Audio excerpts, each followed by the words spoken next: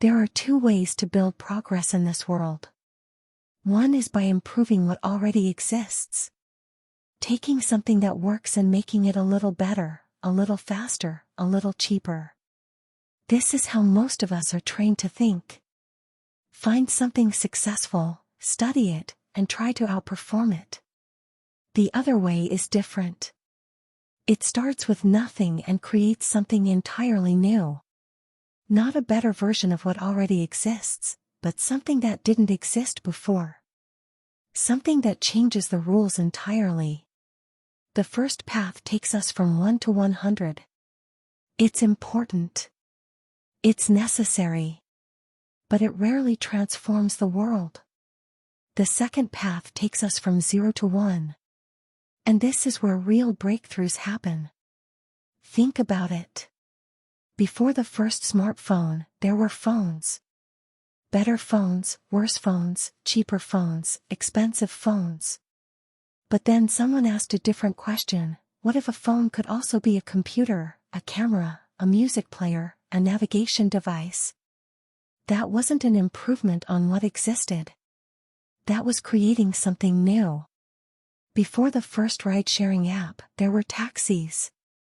Good taxis, bad taxis, expensive taxis, cheap taxis. Then someone asked, what if anyone with a car could offer rides?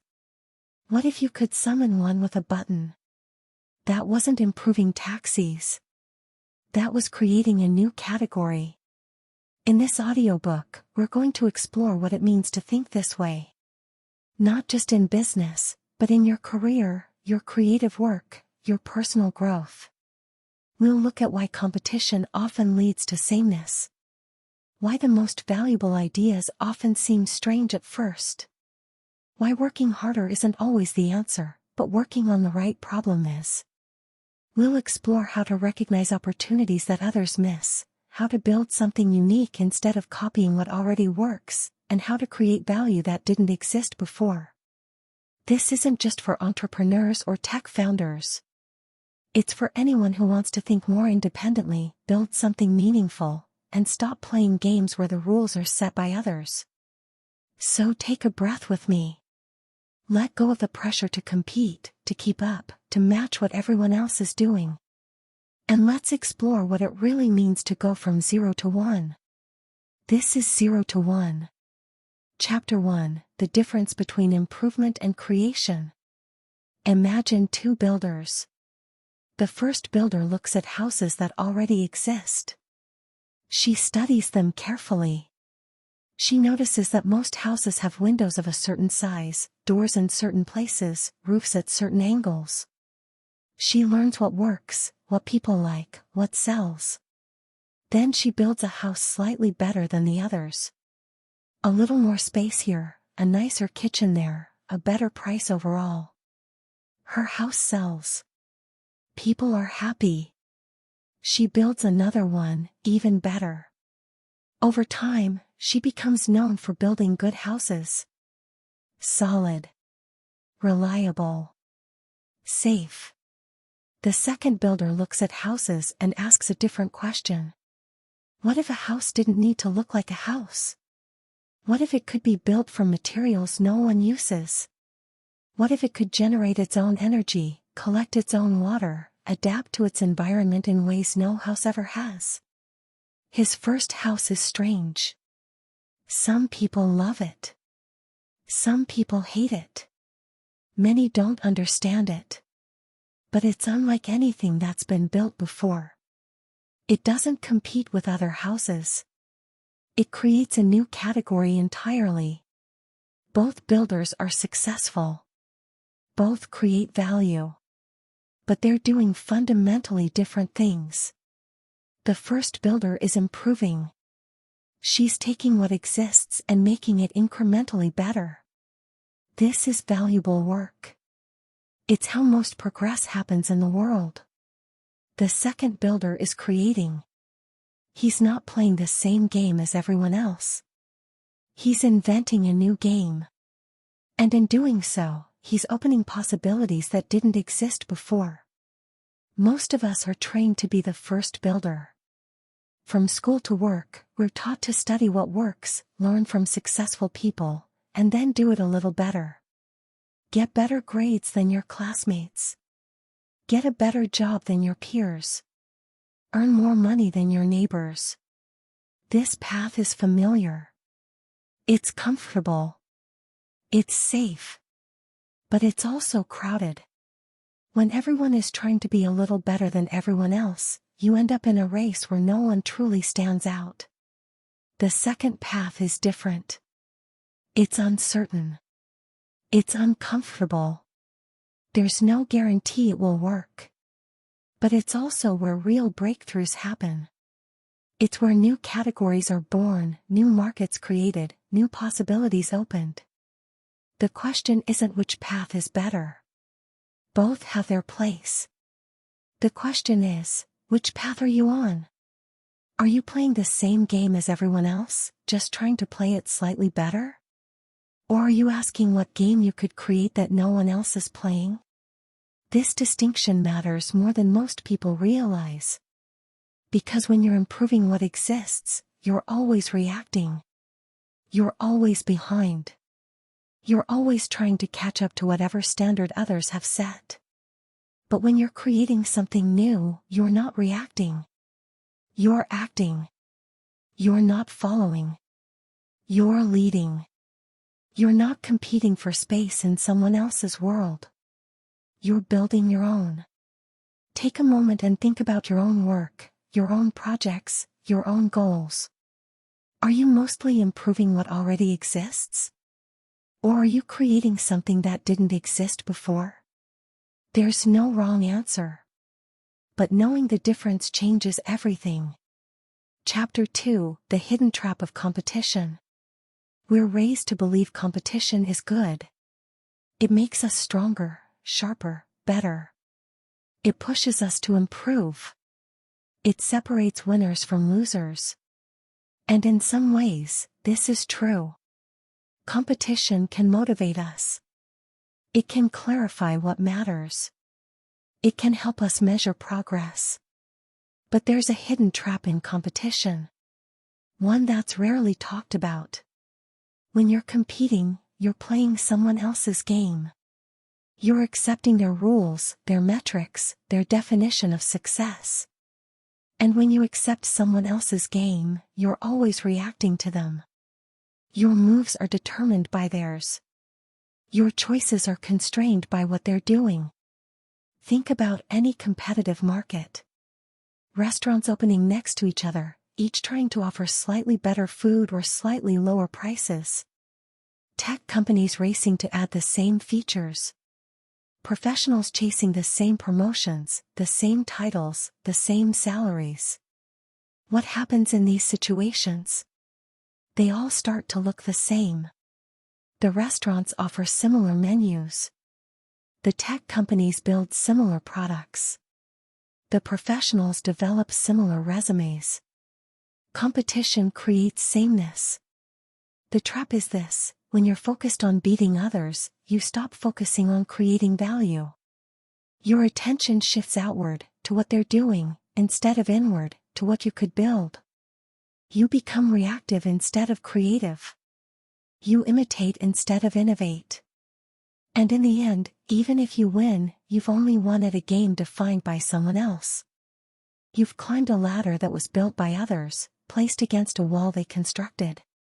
Consider the difference between two types of businesses. The first type enters a crowded market. They compete on price, features, marketing. They fight for every customer, every point of market share. Their margins shrink. Their options narrow. Their survival depends on outlasting others in a race to the bottom. The second type creates something new. They don't have competitors because no one else is doing what they do. They define their own market, set their own prices, make their own rules.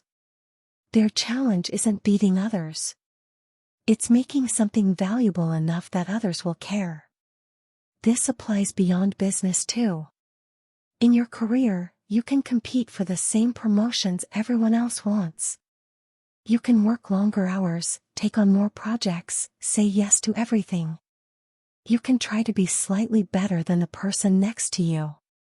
Or you can build expertise in something unique. You can develop skills that others don't have. You can create value that no one else can replicate.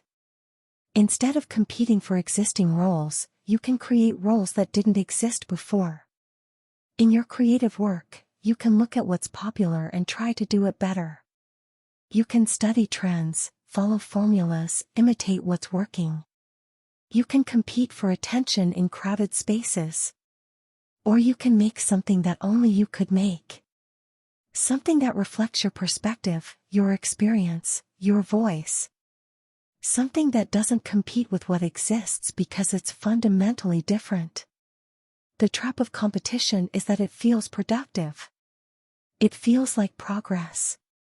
You're moving, you're striving, you're improving. But you might be moving in a direction that someone else chose, toward goals that someone else defined. The question worth asking, if you stopped competing entirely, what would you build? What would you create? What would you pursue? Pause for a moment and consider that question.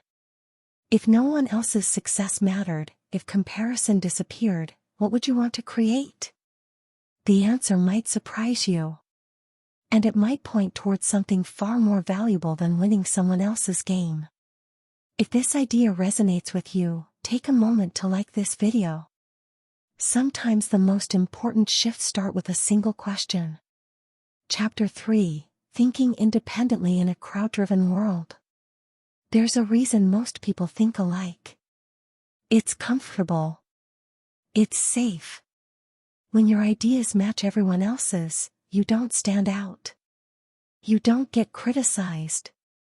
You don't have to defend yourself. You blend in. And blending in feels good.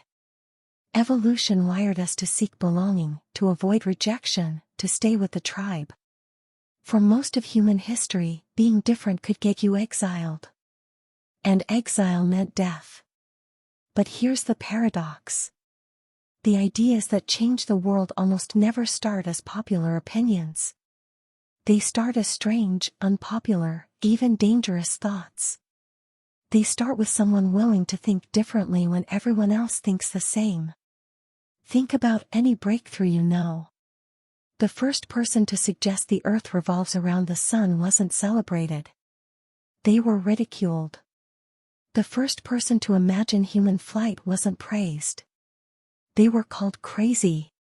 The first person to suggest that anyone could access the world's information from a box in their living room wasn't taken seriously. Breakthrough ideas are, by definition, ideas that most people don't yet have. If everyone already believed them, they wouldn't be breakthroughs. They'd be conventional wisdom. This creates a challenge. If you want to think differently, you have to be willing to be wrong. Willing to be misunderstood. Willing to stand apart from the crowd. Most people aren't willing. They'd rather be comfortably wrong with everyone else than uncomfortably right on their own. They'd rather follow the herd, even if the herd is heading toward a cliff, than risk the isolation of a different path. This is why true originality is rare. Not because people lack creativity, but because they lack courage. The courage to hold an unpopular opinion. The courage to pursue a path no one else sees. The courage to be strange before being successful. Think about your own thinking. How many of your beliefs come from careful reflection? And how many come from simply absorbing what everyone around you believes? It's an uncomfortable question, but it matters. Because if your thinking is just a reflection of your environment, you're not really thinking. You're echoing. And echoes don't create anything new. Independent thinking doesn't mean rejecting everything others believe. That's just another form of dependency, defining yourself by opposition. Real independent thinking means examining ideas on their merits, not on their popularity.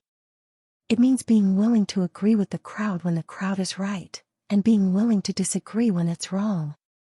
It means asking, what do I actually believe? Not what should I believe, not what's popular to believe, but what actually makes sense to me. This is harder than it sounds. Our minds are constantly influenced by others. By news, by social media, by colleagues, by friends. We absorb opinions without realizing it. We adopt beliefs without examining them. To think independently requires creating space. Space away from the noise. Space to reflect, to question, to consider. It requires slowing down when the world speeds up. It requires silence in a world that never stops talking. Here's a practice. Pick one topic you care about, one area of your life or work. For the next week, don't consume any content about it. Don't read articles, don't watch videos, don't ask friends. Just sit with your own thoughts.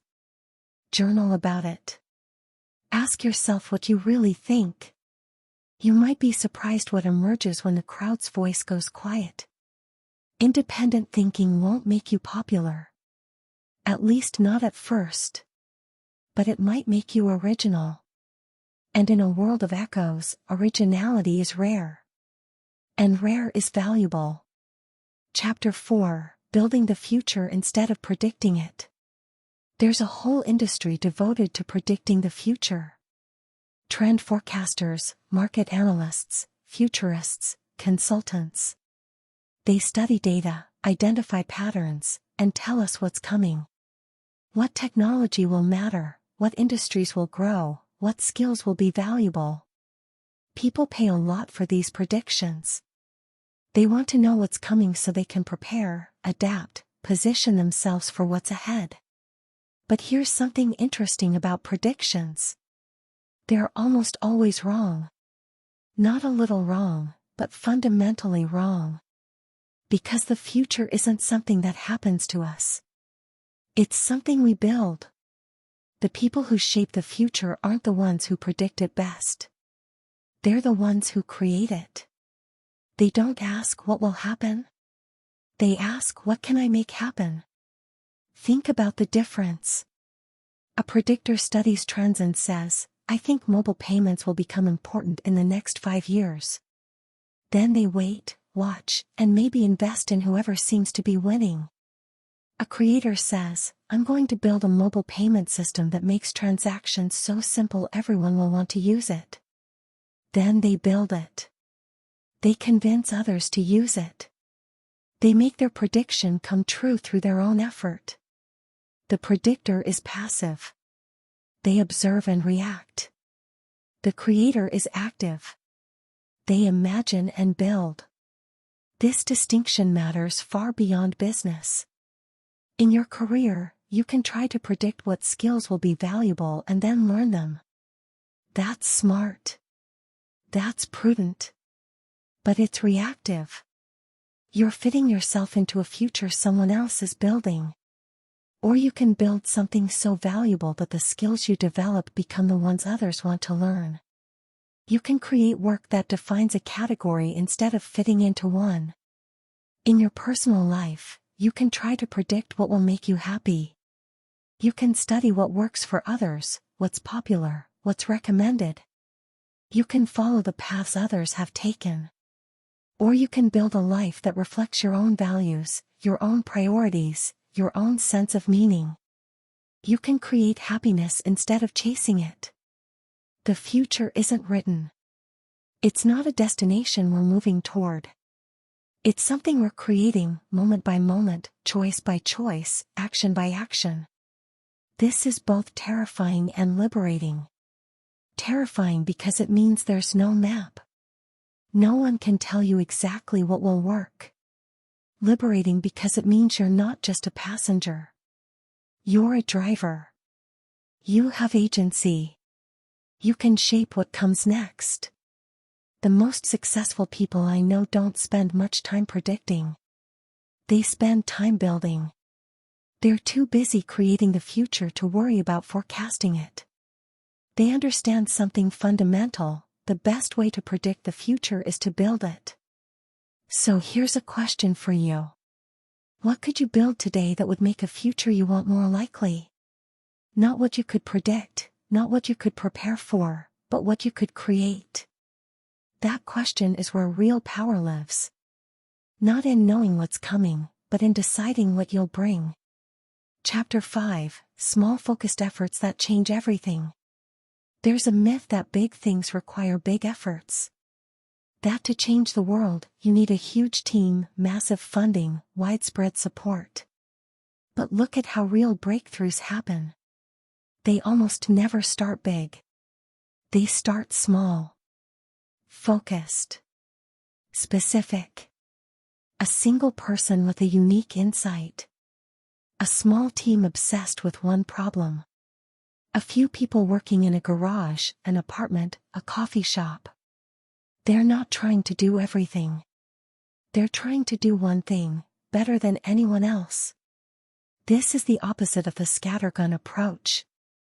The scattergun approach says, try many things, see what works, double down on success. It sounds reasonable, but it rarely produces anything remarkable. Remarkable things come from remarkable focus. From saying no to almost everything so you can say yes to one thing fully. Think about any company you admire in its early days. They weren't doing 10 things. They were doing one thing, obsessively. Google was just search. Facebook was just connecting college students. Apple was just a computer for people who thought differently. Focus works for a simple reason: the world is full of scattered effort. Most people, most organizations, most companies are trying to do too much. They spread themselves thin, hoping to cover all bases, hedge their bets, capture multiple opportunities. When you focus, you stand out. You become the obvious choice for one thing instead of an okay choice for many things. This applies to your own work too. What's the one thing you could be best at? Not good at, not competitive at, but truly exceptional at? What could you focus on so deeply that no one else comes close? Most people never ask this question. They spread their energy across many interests, many skills, many projects. They end up competent at many things but exceptional at nothing. The focused approach is scarier. It means putting all your eggs in one basket. It means risking failure on one thing instead of spreading the risk. But it also means the possibility of creating something truly valuable. And here's the counterintuitive truth: when you focus on one thing deeply, you often discover that it connects to many things. Mastery in one area opens doors to others. Depth creates breadth in ways that breadth alone never can. Think about the most impressive people you know. Are they scattered generalists or focused specialists? In my experience, the people who make the biggest impact have deep expertise in one area that they've developed over years. That expertise becomes their platform, their foundation, their launching point for everything else. So here's a question to consider: if you had to focus on one thing for the next year, one project, one skill, one problem, what would it be? What matters enough to deserve your full attention? The answer might be the most important thing you think about today. Chapter 6, Choosing the Right Problem Matters More Than Working Hard. We're taught that hard work is the key to success. Put in the hours, grind it out, outwork everyone else, and you'll get ahead. And hard work matters. It does. But it's not the most important thing. The most important thing is choosing the right problem. You can work incredibly hard on the wrong problem and accomplish nothing. You can pour years of effort into something that doesn't matter, that no one needs, that can't work. All the hard work in the world won't save a bad choice of problem. But if you choose the right problem, even moderate effort can produce remarkable results. Because the right problem has leverage. It matters to people. It opens doors. It creates opportunities. Think about it this way. Two people are digging for gold. One digs in a place where there's no gold. They dig deeper and deeper, working harder and harder. They get exhausted, frustrated, desperate. But no matter how hard they work, they find nothing. The other person digs in a place where gold exists. They dig steadily, consistently, but not desperately. They find gold. Not because they worked harder, but because they chose the right place to dig. Most people spend their lives digging in crowded places. Places where everyone else is digging. They work hard, compete fiercely, and find small amounts of gold after enormous effort. A few people look for places where no one else is digging. Places where gold might exist but hasn't been found. They take the risk of digging somewhere unfamiliar. And sometimes, they find gold beyond imagination. How do you choose the right problem? There's no formula, but there are questions worth asking. What problems do you notice that others seem to ignore? What frustrates you about the way things work? What would make a real difference if it existed? What could you work on that no one else is working on? These questions point toward problems that matter. Problems that are overlooked because they're hard, strange, or unpopular. But often, the most valuable opportunities are hidden in plain sight, ignored because everyone's looking somewhere else. Choosing the right problem also means being honest about your own fit. Not every important problem is right for you. Some problems require skills you don't have, resources you can't access, circumstances you can't create. The right problem for you is one that matters, that's overlooked, and that you're uniquely positioned to solve. Where your abilities, interests, and opportunities align with a genuine need. This is rare. Most people never find this alignment. They work on problems that are convenient, familiar, or popular, not problems that are truly right for them. But when you find it, something shifts. Work doesn't feel like work. Effort doesn't feel like effort. You're not grinding, you're building. You're not competing, you're creating. So take a moment. Step back from whatever you're working on. Ask yourself, is this the right problem? Is this where I should be digging? The answer might be uncomfortable. It might mean changing direction. But it's better to change direction now than to dig for years in the wrong place. Chapter 7: Creating Your Own Space Instead of Fighting for Space. Most of life is spent fighting for space. In school, you fight for grades, for attention, for college admissions. In your career, you fight for promotions, for recognition, for opportunities. In markets, companies fight for customers, for share, for survival. This fighting feels natural. It feels like how the world works. And in many ways, it is. But there's another way. Instead of fighting for space in existing categories, you can create your own space. Instead of competing for attention in crowded markets, you can build something so unique that it defines a new category entirely. Think about the difference between two types of successful people. The first type succeeds within existing systems. They climb the ladder, earn the titles, accumulate the rewards that the system offers. They play the game and win. The second type succeeds by creating new systems. They don't just climb the ladder, they build a new ladder in a place no one thought to put one. They don't just win the game, they change what game is being played. Both are successful. But the second type has something the first doesn't: freedom from comparison. When you create your own space, you're not measured against others. There's no benchmark, no ranking, no standard except the one you set for yourself. This is incredibly liberating. It's also incredibly rare. Most people never consider creating their own space because it doesn't occur to them. They see the existing categories, the existing paths, the existing games, and assume those are the only options. They spend their lives fighting for a bigger piece of a pie that's already divided. But the real opportunity isn't getting a bigger piece of the existing pie. It's baking a new pie altogether. How do you create your own space? It starts with noticing what's missing. What needs aren't being met? What problems aren't being solved? What opportunities are being ignored? Most people look at what exists and see reality. Creative people look at what exists and see one version of reality, one that could be different. It continues with trusting your own perspective. The reason certain spaces remain empty is that most people don't see them. If you see something others don't, trust that.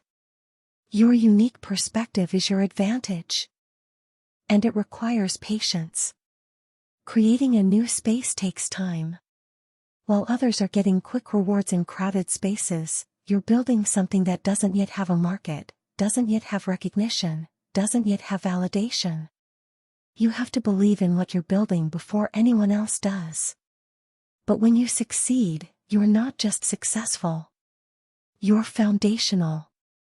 You're the one who defined the category, set the standard, created the space that others will eventually fight to enter. In your own life, consider where you might create your own space.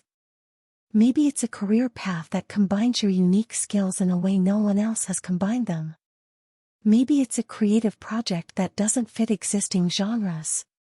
Maybe it's a way of living that reflects your values rather than social expectations. The question is, what space could you create that only you can create?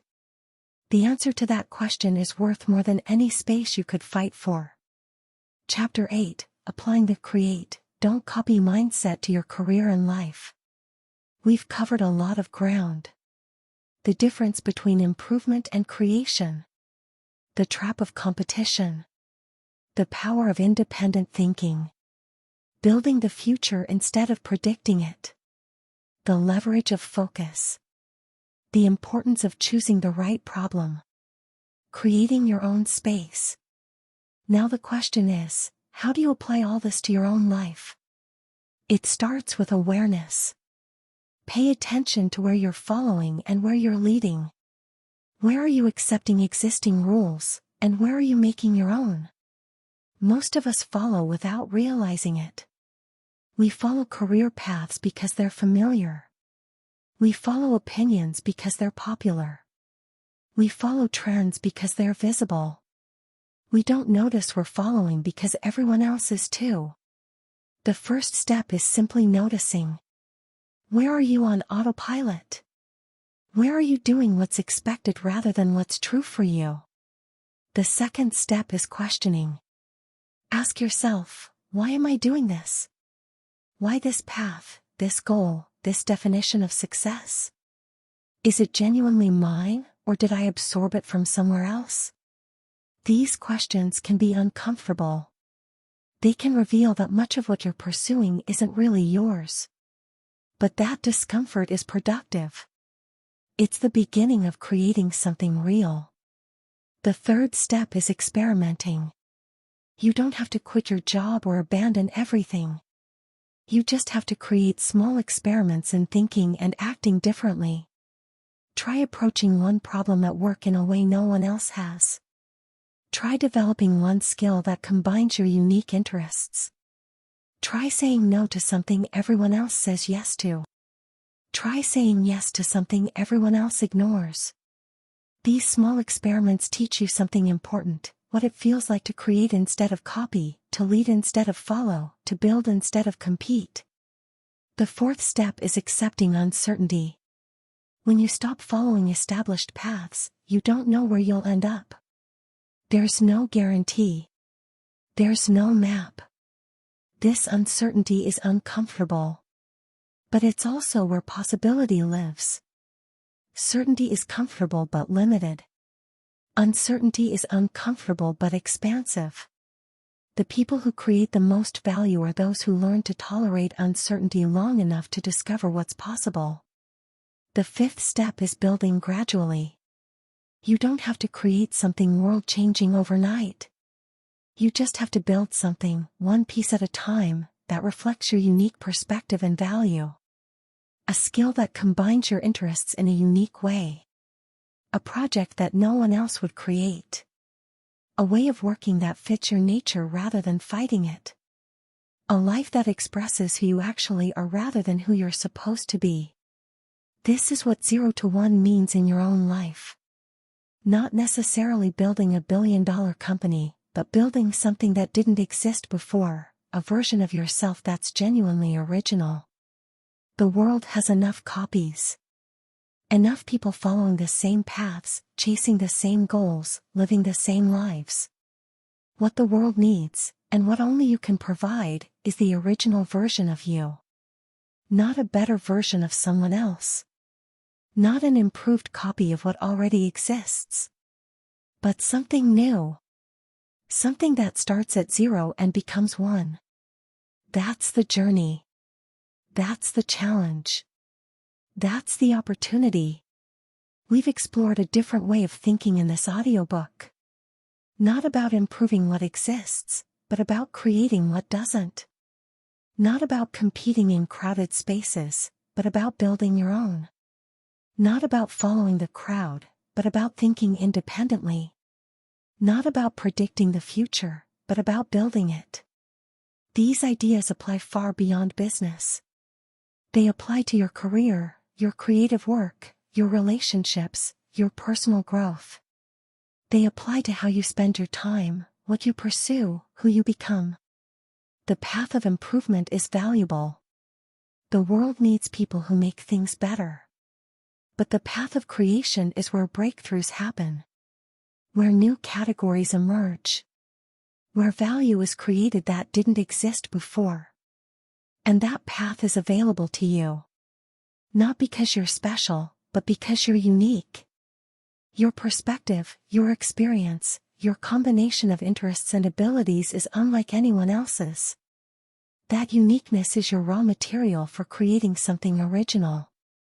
The question is whether you'll use it. Most people won't. Most people will keep improving what exists, competing in crowded spaces, following established paths. It's easier. It's safer. It's what everyone else does. But a few will choose differently. A few will ask what they could create that no one else can. A few will tolerate the uncertainty of building something new. A few will go from 0 to 1.